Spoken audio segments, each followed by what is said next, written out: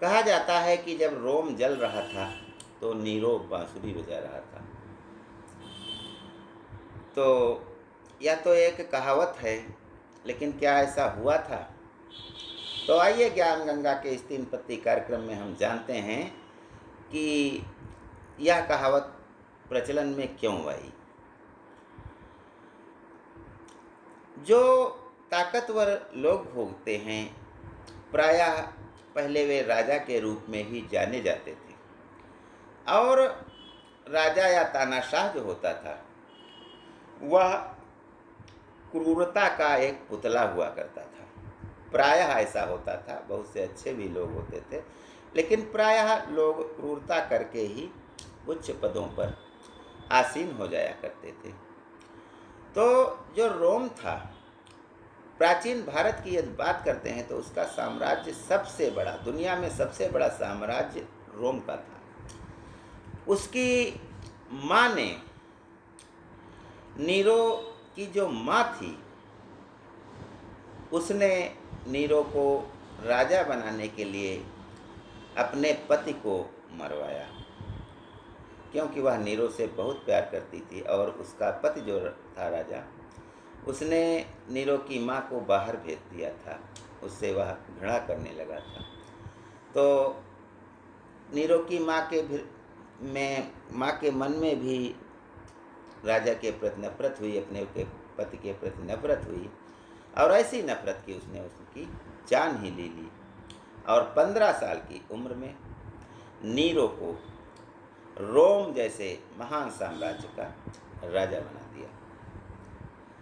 इस संबंध में जब हम देखते हैं कि हिटलर जो था, जब यहूदियों को ला ला करके गैस के चैम्बर में मार रहा था, तो वह बहुत खुश हुआ करता था, क्योंकि उसके दुश्मनों को मारा जा रहा था। वह अपने कुत्तों के साथ पार्टी कर रहा होता था जिस समय हत्याएं की जा रही होती थी यहूदियों की। तो प्रारंभ में नीरो ने सड़कें बनवाई, बाग लगवाए, और लोगों की सुख सुविधा के लिए बहुत से काम किए, जिससे वह एक सफल राजा के रूप में जाने लगा। लेकिन कुछ दिनों बाद ही उसके मन में, कहते हैं कि राक्षस जैसा कुछ प्रवेश कर गया, जिसके कारण उसने अपनी गर्भवती पत्नी के पेट पर लात मार दी और वह मर गई। बाद में उसको पछतावा भी हुआ, और उसने उसका अंतिम संस्कार बहुत ही भव्य तरीके से करवाया। धीरे धीरे नीरो एक पागल बादशाह के रूप में प्रकट होने लगा। वह नाटकों में हिस्सा लिया करता था, मुखौटे लगाकर डांस किया करता था, आदमी और औरत के किरदार भी निभाने लगा था, और उसने सारे रोम को अपने कंट्रोल में ले लिया था। और जब उसने देखा कि उसकी माँ, जिसने उसे राजा बनाया है, तो यह भी कहा जाता है कि माँ उसकी हर हालत में राज्य पर कंट्रोल नीरो के माध्यम से करना चाहती थी। नीरो के मन में कोई दूसरा न आ जाए, इसलिए उसकी माँ ने नीरो से गुप्त विवाह भी कर लिया था, और इस रूप में वह अपने पुत्र की पत्नी भी बन गई थी। और कहा जाता है कि नीरो ने जब देखा कि मेरी माँ जो मैं कर रहा हूँ उन कामों में हस्तक्षेप भी करती हैं कंट्रोल करने के लिए, तो उसने, वह माँ का भी दुश्मन हो गया, और उसने आदेश दिया अपने जल्लादों को कि मेरी माँ को मार डालो जाके। जब जल्लाद उसकी माँ को मारने जाते हैं तो माँ कहती है कि मेरे पेट में पहले छुरा मारो, अगर मुझे मारना ही है, मेरे बेटे ने अगर मुझे मारने के लिए आया तो मुझे मार डालो, क्योंकि मेरे कहने से तो तुम मरने वाले नहीं हो। तो सबसे पहले मेरे पेट में छुरा भोंको, जहाँ नीरो का पाप पल रहा है। यानी अपनी माँ के गर्भ में उसी का बेटा था। तो माँ की हत्या करके नीरो अब निरंकुश तानाशाह बन गया था। तो उसने देखा कि जो रोम है उसमें, ये सन 56 से पहले की बात है, यानी आज के 2000 साल पहले लगभग की बात है। तो उसने देखा कि रोम जो है, यहाँ गरीब लोग बहुत रहते हैं और उसे गरीबी पसंद नहीं थी। उसने अपने महल को ऐसा बनाया था कि जहाँ पर पाइपों के द्वारा सेंट हर समय निकलती रहती थी महल में, और वह लग्जरी जीवन उस समय जी रहा था। तो उसने देखा कि रोम में बहुत से गरीब लोग रहते हैं, तो क्यों ना इसको नए सिरे से बनाया जाए। और जब नए सिरे से बनाने की उसमें बात आई, तो उसने सारे नगर में किसी को बिना चेतावनी दिए आग लगवा दी। और जब रोम जलने लगा, धू धू करके जलने लगा, दुनिया में ऐसा कोई शहर नहीं था जो रोम जैसा, रोमन साम्राज्य इतना भव्य और इतना आगे बढ़ा हुआ शहर, हर आधुनिक, उस हिसाब से जो आधुनिक शहर था वो रोम था। फिर भी वह नीरो को नहीं पसंद आया और उसने सारे नगर में एक साथ आग लगवा दी और अपने महल के सबसे ऊंचे स्थान पर, उसकी छत पर बैठ गया और वहाँ उसने एक वाद्य यंत्र बजाना प्रारंभ किया, यानी खुशी जाहिर करनी शुरू कर दी कि रोम मेरा जल रहा है, और वह बांसुरी बजाने लगा।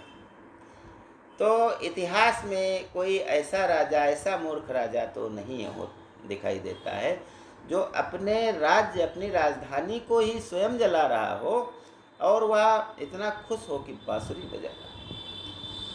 उसने जब रोम जल गया तो उसने नए सिरे से बनाने का प्रारंभ तो किया, लेकिन जनता उसके विरोध में इतना हो गई कि वहाँ की जो सरकार चलाई जाती थी सीनेट के द्वारा, वह भी रोम के उसके नीरो के विरोध में आ गई और उसे भगवान का प्रतिनिधि मानने से जो अब तक परंपरा चली आ रही थी, उससे परे जा कर के उसको मारने का आदेश सीनेट ने दे दिया। सीनेट मतलब मंत्रियों का जो समूह होता है उसको कहते हैं, संसद जैसे होती है। तो मारने का आदेश दे दिया।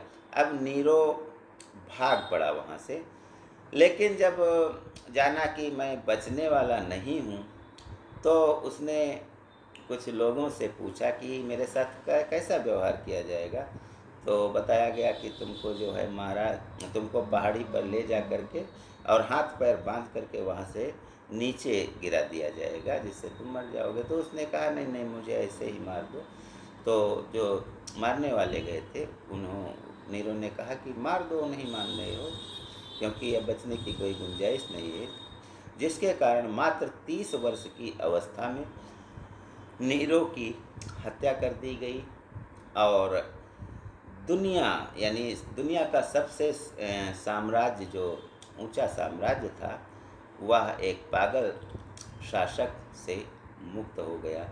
15 साल में नीरो को उसकी माँ ने राजा बनाया था, लेकिन वह किसी का नहीं हुआ। उसने अपनी पत्नी को भी मार दिया और अन्य पत्नियों को भी मारे जाने के प्रमाण मिलते हैं, और अपनी माँ को तो मारा ही, और फिर सारे शहर को जला दिया, और अंत में वह भी मार दिया गया। तो यह थी नीरो की कहानी।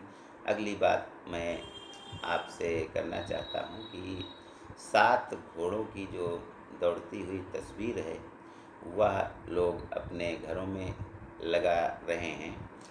तो इसका क्या मतलब होता है? तो इसका मतलब होता है कि मनुष्य का जो जीवन है वो सदैव आगे बढ़ने में है। सभ्यता का विकास, और हम विकास के जो इस दौर में पहुँचे हैं कि हर सुख सुविधाएँ हमें मिल रही हैं, तो उसका एक कारण है कि दिन रात हमारे वैज्ञानिकों ने और हमने मेहनत की है और हम दौड़ते रहें। और यह हम कैसे दौड़ते रहें?